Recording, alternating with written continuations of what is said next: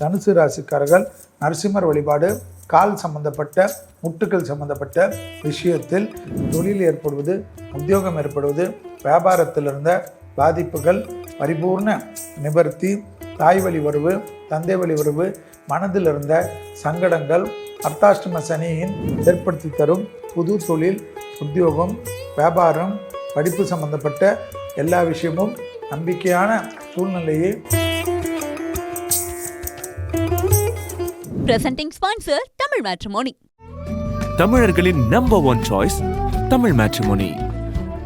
அடுத்ததாக பார்க்கக்கூடிய ராசி தனுசு ராசிக்காரர்கள் நரசிம்மர் வழிபாடு, கால் சம்பந்தப்பட்ட முட்டுக்கள் சம்பந்தப்பட்ட விஷயத்தில் கவனமாக இருப்பது நன்மைகளை ஏற்படுத்தி தரும்.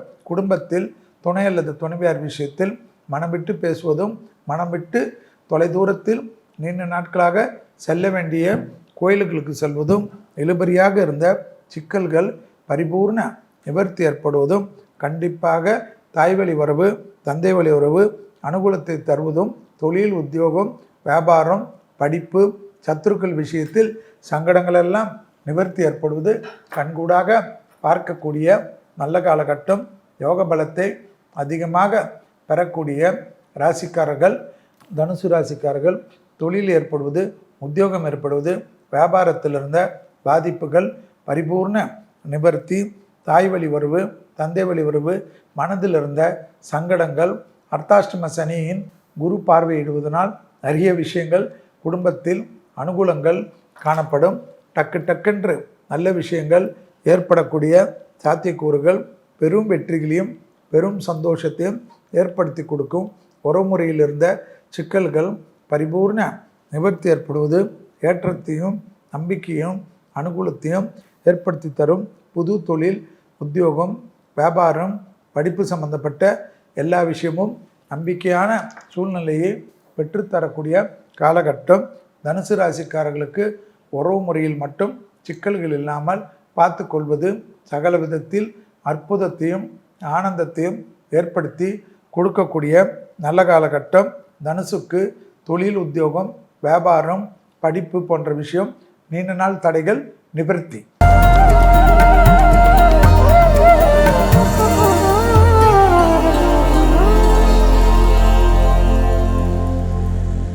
வைகாசி மாதத்தில் மேஷத்தில் உச்சத்தில் இருந்த சூரிய பகவான் பகை வீடான ரிஷபத்துக்கு வருகிறார் என்பதை ஞாபகத்தில் வைத்துக்கொள்ளும். இந்த மாதத்தில் மிக மிக விசேஷமான பத்திரிகள் என்றால் வைகாசி விசாகம். வைகாசி விசாகம் என்றால் முருகருடைய அற்புதமான நாள், முருகருடைய நட்சத்திரம் என்பதை ஞாபகத்தில் வைத்துக்கொள்ளும். அதில் இந்த வாட்டி 29ஆம் தேதி 5வது மாதம் 2026 அன்று ஒரு பஞ்சாங்கங்களின் குறிப்புகளின்படி கோயில்களிலும், சில பஞ்சாங்கங்களின் குறிப்புப்படி 30/5/2026 என்றோ காணப்படுகிறது. வைகாசி 20, வைகாசி விசாகம் என்பது 2 நாட்களில் காணப்படுகிறது. உங்கள் வீட்டு பக்கத்தில் எந்த நாளில் வைத்துக் கொள்கிறார்களோ அந்த நாளில் போனாலும் எல்லாம் விசாகம்தான். கும்பிடுவது சிறப்பு. இந்த வைகாசியில் இன்னொரு விசேஷம் பார்த்தீர்கள் என்றால் குரு பெயர்ச்சி.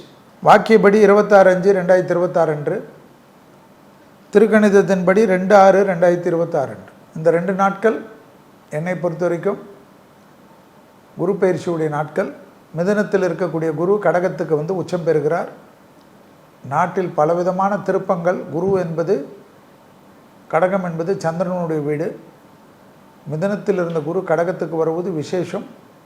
நிறைய நல்லது நடந்தாலும் கெட்டதற்கும் பஞ்சமில்லாமல் நடக்கக்கூடிய அமைப்பு. அதை பற்றி நாம் குரு பயிற்சியில் ஏற்கனவே பார்த்துருக்கின்றோம். இந்த மாதத்தில் ஒரே ஒரு ரிலீஃப் என்னவென்றால், சித்திரையில் ஆரம்பித்த கத்திரி, அக்னி நட்சத்திரம், கத்திரி வெயில் இந்த மாதம் முடிவுக்கு வந்துவிடும். 28/5/2026 அன்றைக்கு அக்னி நட்சத்திரம் நிவர்த்தி ஆகிறது என்பதை ஞாபகத்தில் வைத்து கொள்ளுங்கள். அற்புதமான அமைப்பு, சந்தோஷமான அமைப்பு ஏற்படுவதையும் ஞாபகத்தில் வைத்து கொள்ள வேண்டும். சித்திரை வைகாசியில் வெயில் கொளுத்தும் அந்த வாட்டமெல்லாம் இந்த பிரபவ வருஷத்தில் அதுக்கு நேராக வெயில் காலத்திலிருந்து மழை பெரிய அளவுக்கு காணப்படுவதாக பஞ்சாங்கங்கள் குறிப்பு. எல்லாம் வெள்ளம் பெருகி ஓடும் என்று பஞ்சாங்கங்கள் காட்டுகிறது. குறிப்பாக ஹரித்துவார், ரிஷிகேஷத்தில் எல்லாம் வெள்ள அபாயம் ஏற்படலாம் என்று பஞ்சாங்கம் சொல்கிறது. பீகார், ஒரிசா பக்கமெல்லாம் எதிர்பாராத பிரளயம் உருவாகும், புயல் உருவாகும். மத்திய பிரதேசம், உத்தரப்பிரதேசம் எல்லாம் மழை வெள்ள பாதிப்புகள் ஏற்படும். மீனவர்களுக்கு பெரிய அளவு நஷ்டங்கள் ஏற்படும் என்று ஏற்கனவே மீன்பிடி தடை காலம் இருக்கிறதால் ஜூன் மாதம் வரைக்கும் 14ஆம் தேதி வரைக்கும், அதாவது சித்திரையில் தொடங்கி வைகாசி முடிகிற வரையில் மீன்பிடி தடை காலம் இருக்கிறதுனால் நாட்டு படகுகள் தான் போக முடியும். அதுக்கு கூட அதிக கடல் சீற்றமும் எதிர்பாராத வெள்ளம் இதெல்லாம் சேர்ந்துக்கிறதுனால் மீனவர்களுக்கெல்லாம் பாதிப்பு ஏற்படுவதனால் மிக மிக கவனமாக மீனவர்கள் இருக்கக்கூடிய காலகட்டம். இந்தோனேஷியா, சுமித்ரா பகுதிகளிலெல்லாம் நில அதிர்வுகள் ஏற்படக்கூடிய வாய்ப்புகள், இது எதிர்பாராத அளவுக்கு பாதிப்பை ஏற்படுத்தக்கூடும் என்பதனால் எச்சரிக்கை உணர்வு ரொம்ப முக்கியம். ராமேஸ்வரம், சென்னையில் எல்லாம் நல்ல மழைக்கு வாய்ப்புகள் உண்டு.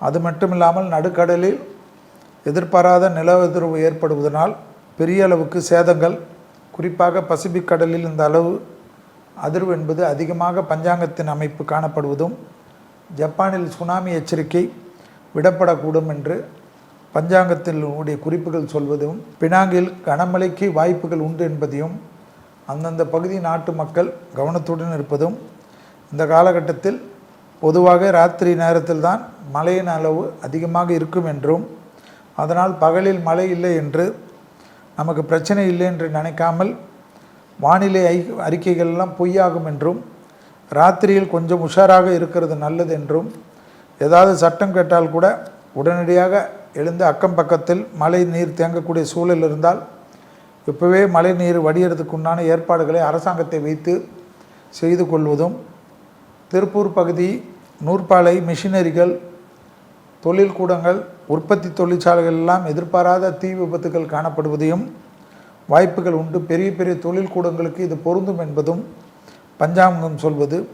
வேதாரண்யம் பக்கத்தில் கடல் திடீர்னு உள்வாங்குதல், படகு விபத்து இதெல்லாம் நடக்கலாம் என்று, அதேபோல் முன்னெச்சரிக்கை பஞ்சாங்கத்தில் சொல்லப்பட்டிருக்கக்கூடிய விஷயங்கள், இப்படியெல்லாம் கெட்டது நடக்கலைன்னா ரொம்ப சந்தோஷம் எங்களுக்கு தான். நடக்காமல் இருக்கிறதுக்கு முன்னெச்சரிக்கை நடவடிக்கை எடுக்க வேண்டும் என்பது தான் பஞ்சாங்கத்தினுடைய குறிப்பாக மக்களுக்கு உணர்த்தக்கூடிய அமைப்பு என்பதையும் ஞாபகத்தில் வைத்து கொள்ள வேண்டும். ஆனால் நடந்துட்டால் பெரிய நஷ்டங்கள் ஏற்படுறவும், அதனால் கவனமாக இருப்பது முக்கியம்.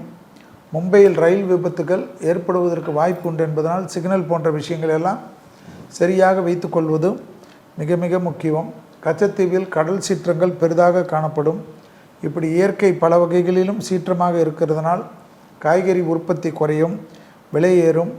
யானைகள் மற்றும் மான்களின் இனம் பெரிதளவாக பெருக்கும் என்பதை காட்டக்கூடிய அமைப்பு. அதேபோல் பல்லி, பூரான், தேளு, வண்டு, கொசு இப்படி விஷப்பூச்சிகளின் பாதிப்பு பெரிய அளவுக்கு மனிதர்களுக்கு பெரிய பெரிய தொற்று நோய்களை ஏற்படுத்தக்கூடிய அமைப்பாக காணப்படுகிறது. அதே சமயம் தேவையில்லாத கூட்டம் சேரக்கூடிய இடத்திலிருந்து நகர்ந்து கொள்வதும், முன்னெச்சரிக்கை நடவடிக்கைகள் இதெல்லாம் நோயின் பரவலை தடுக்க பாதுகாப்பை அதிகரிக்க செய்யும் என்பதையும், காற்றழுத்த தாழ்வு மண்டலம் காற்றோட வேகம் அதிகரிப்பு, பெரும் மழையால், புயலால் வெள்ளக்காடாவது இதெல்லாம் மிக மிக கவனம். பொதுவாகவே வைகாசி மாதம் குருவாகிய மகான்கள் வழிபட மிகுந்த சிறந்த மாதம்னு சொல்லுவாங்க. இந்த மாதத்தில் அனுஷ நட்சத்திரம் வரக்கூடிய தினத்தில் வைகாசி விசாகத்துக்கு மறுநாள் காஞ்சி மகா பெரியோருடைய ஜெயந்தி என்பதை ஞாபகத்தில் வைத்து கொள்ளுங்கள். நம்மளிடத்தில் வாழ்ந்து மகானாக நிரூபித்தவர் காஞ்சி மகா பெரியவர். எனவே அந்த அனுஷ நட்சத்திரத்தில் அவரை ஒரு நிமிஷம் நினைத்து ஒரு விளக்கேற்றி வைப்பது பெரிய அளவுக்கு சந்தோஷத்தையும், உலகத்தில் எந்த இடத்தில் இருந்தாலும் அந்த மகானை நினைங்கள். உங்கள் வாழ்க்கை அடுத்த வருடத்துக்குள்ளாக பெரும் மாற்றங்கள் ஏற்படும். நமக்கெல்லாம் எந்த கஷ்டம் வந்தாலும் மகான்களை சரணடைஞ்சால் அவங்க தெய்வத்துக்கிட்டே நமக்காக பிரார்த்திப்பாங்க. அதனால் பெரிய அளவில் நன்மைகள் கிடைக்கும் என்பதையும் ஞாபகத்தில் வைத்து கொள்ளுங்கள்.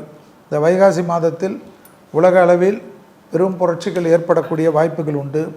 பெரிய பெரிய தலைவர்கள் ஏற்கனவே சொன்ன வார்த்தைகளிலிருந்து வாபஸ் வாங்கக்கூடிய அமைப்பு ஏற்படும். இப்போவே ட்ரம்ப் சொன்னதை அமெரிக்கா சுப்ரீம் கோர்ட்டு செல்லாதுன்னு சொல்லியிருக்கிற மாதிரி, அதாவது அவர் விதித்த எக்ஸ்ட்ரா வரி விதிகள் எல்லாம் செல்லுபடியாகாது என்று மக்களுக்கு மற்ற நாடுகளுக்கும் மூச்சு விடுற மாதிரி தீர்ப்புகள் வருவதைப் போல் தலைவர்கள் தங்கள் கட்டுப்பாடுகளை மாற்றிக்கொள்வதும் தலைவர்களுடன் இருப்பவர்கள் செய்யக்கூடிய பிரச்சனையால் பெரிய பெரிய தலைவர்களுக்கும் நாடாளக்கூடிய மன்னர்களுக்கும் நாடாளக்கூடிய அதிபர்களுக்கும் பிரதமர்களுக்கும் தலைவர்களுக்கும் முதல்வர்களுக்கும் மந்திரி பிரதானிகளுக்கெல்லாம் சிக்கல்கள் காணப்படக்கூடிய மாதம். ஏனென்றால் சூரியன் பகை வீட்டில் சுக்கிரனில் இருக்கக்கூடிய காலகட்டம், சுக்கிரன் வீட்டில்.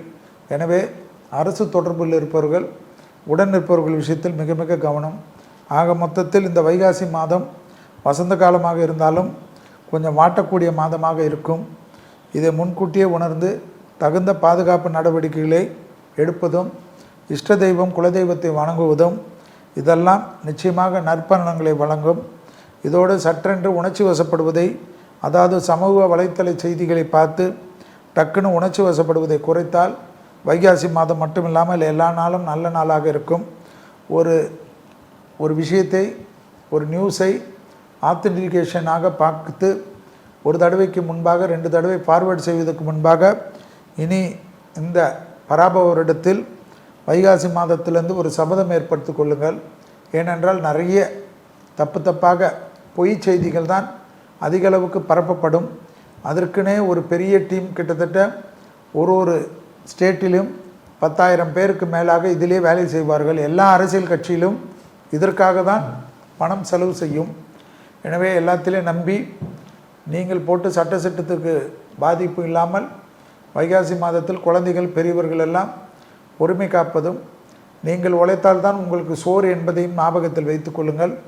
அதற்கேற்றவாறு யார் ஆட்சி செய்தாலும் வரி விதிப்பதோ அவர்களுக்கு மக்களுக்கு இது செய்வதோ எந்த காலகட்டத்திலும் எந்த மத்தியில் இருந்தாலும் மாநிலத்தில் இருந்தாலும் எதுவும் பாலும் தேனும் எங்கும் ஓடாது.